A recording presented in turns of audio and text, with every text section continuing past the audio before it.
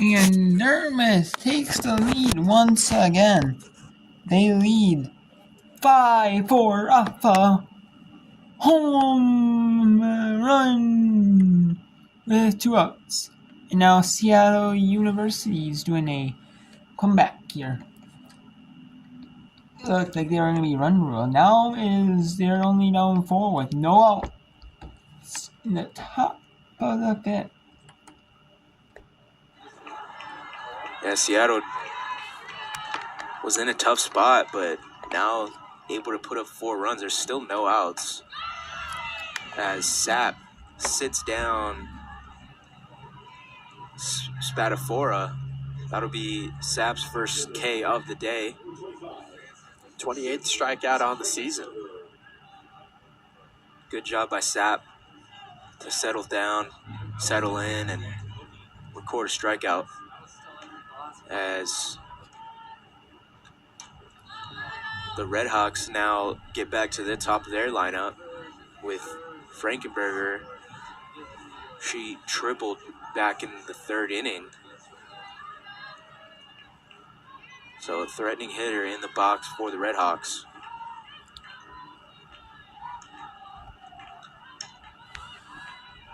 That one.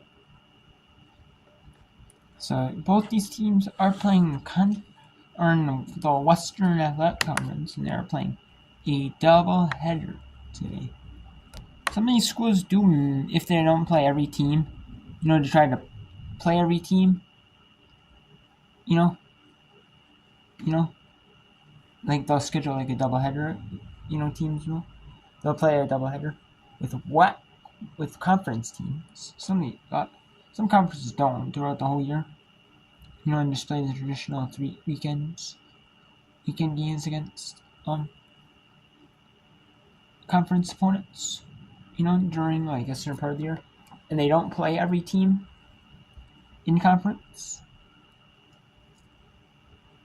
However, I know some, do it where midweek. They'll play conference teams midweek, like a couple games to, play games against every conference team.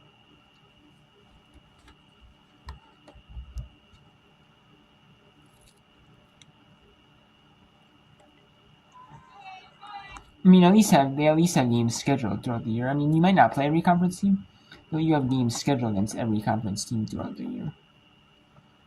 And then due to weather or others, like thing, like you need to cancel, postpone, they will.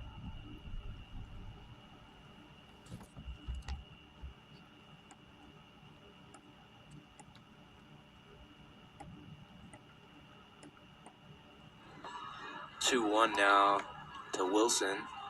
Wilson walked in the 4th, singled in the 3rd. She fouls that one back.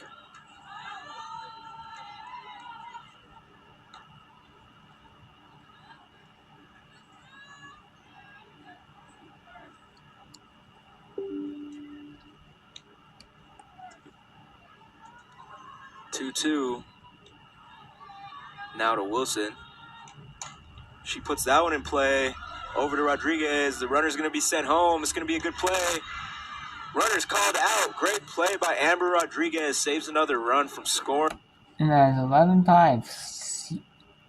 Well, you tied that 11-7. See how he was down 4. So let's see if Utah Valley can score 4 and run rule.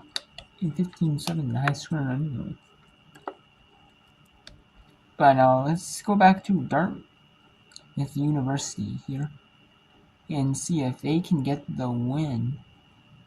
6-10, they can get the win over a 27 win Boston University team.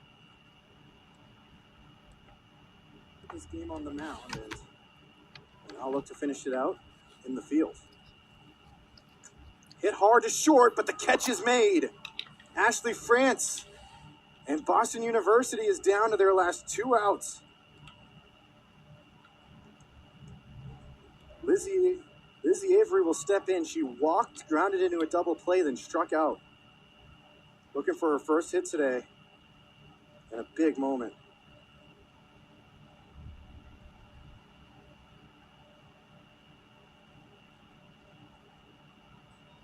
First pitch is in there for a called strike. Hall has been terrific. Since she came into the game, has only surrendered 3 hits with 4 strikeouts and only the lone earned run. That came last inning. Fouled off, and the count 0-2.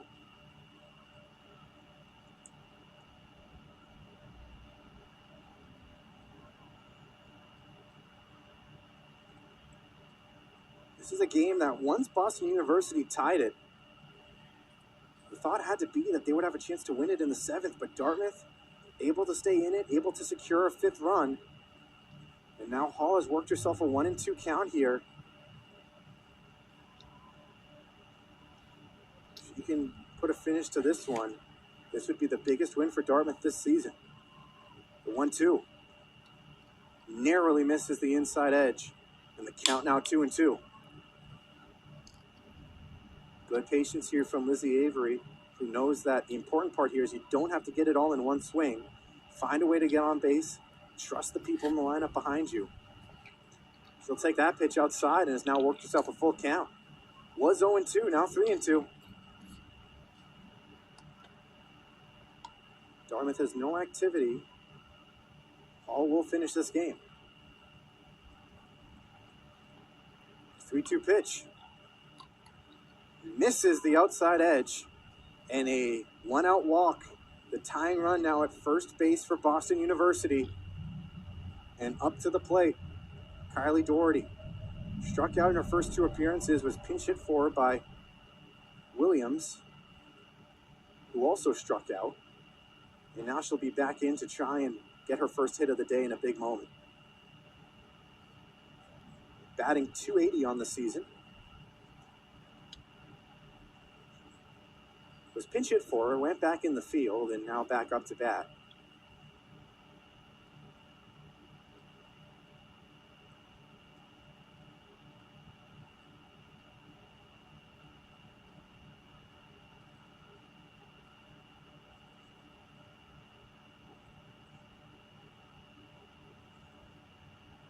You're also going to get a pinch runner on the play, hence the stoppage. So Doherty will step back in, but Ricard will step into first base to pinch run.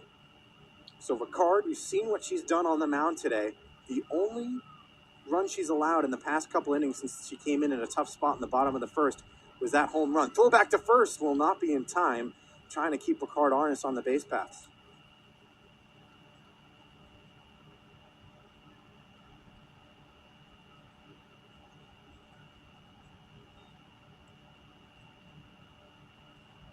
The 0-1 delivery. Misses 1-1. Should be noted in the career for Ricard, as far as I can tell, she does not have a stolen base. In fact, she has been caught stealing once this season, so has yet to steal a base. The 1-1. In there. 1-2. Another danger, too, you have to be concerned about. We've seen double plays already this game for Dartmouth. If Doherty does get a piece of one, but to short or second, we could see another. Fouled off out of play, so we'll do it again from 1-2. Hall's up to 50 pitches now today.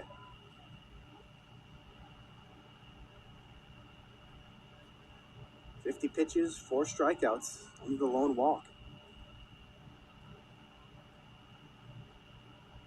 1-2. Taken, close one, but the count will go to 2-2. The patience we've seen from Boston University the last couple at-bats has to be commended. Some very, very close pitches to the zone that they've taken to work the count into their favor. 2-2. The pitch from Hall. Really good job by Doherty on a late swing just to get a piece of it and keep the at-bat alive.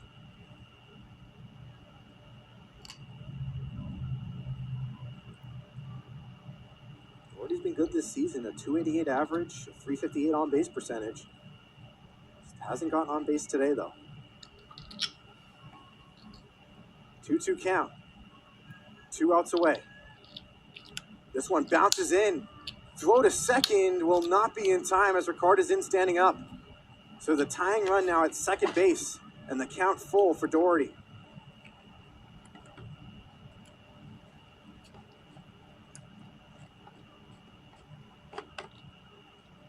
And now the concern for Dartmouth is, if Doherty does find a way to get on base, that would represent the go-ahead run here in the top of the 7th.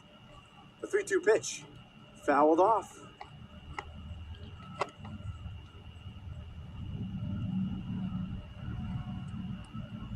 We've seen Dartmouth find ways to get out of danger before. Only surrendering that 1 run in the 6th inning despite runners at 3rd and 2nd base.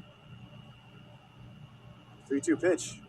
Swung at, missed, and Hall has gotten herself to 1 out away from a Dartmouth win.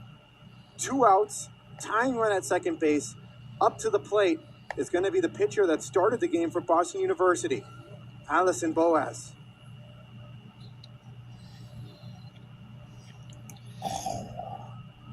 Boas homered in one of her earlier appearances, as she'll take the first pitch for strike 1. In her last appearance, she popped out to short, also struck out to start the game. If she can find a way to get a ball in play, we will have a bottom of the 7th. But she will be down to her last strike, 0-2.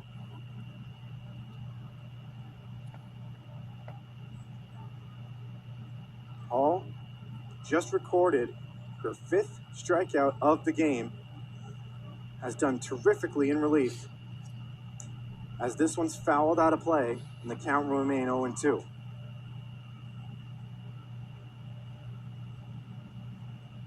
For Hall, this could go down as yet another win on the season for her if she can find a way to get out of this spot. Once again, the 0-2 popped up. The catch is made, and Dartmouth has the victory.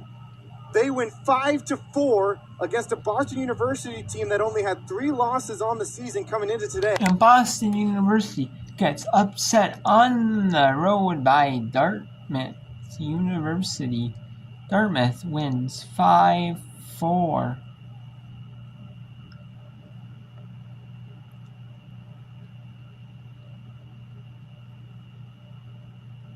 Dartmouth wins 5-4. Boston University gets their 4th loss here. They are 21st ranked team in the country.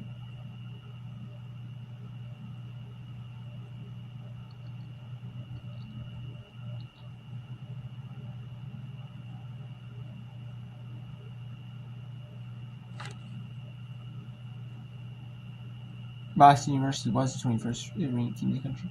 They still might be ranked, but annoying. See, so we got Utah Valley leading Seattle U 11-7. You know, there's 2 runners on 1 runner on second and 1 runner on third. Facing a tough spot to come in for a freshman, but she looks calm and composed as she throws that one in there for a strike. It's an important strike for the freshman in the circle. That's some good swing and miss stuff right there.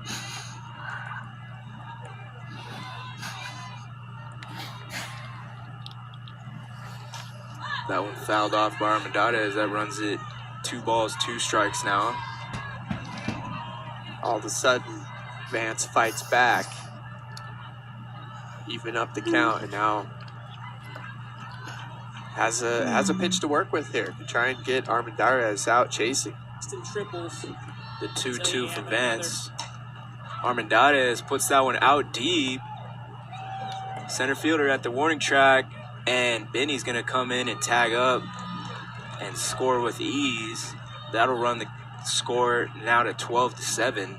Good job by Armendariz. You know, didn't get on base, but got her 6th RBI of the game.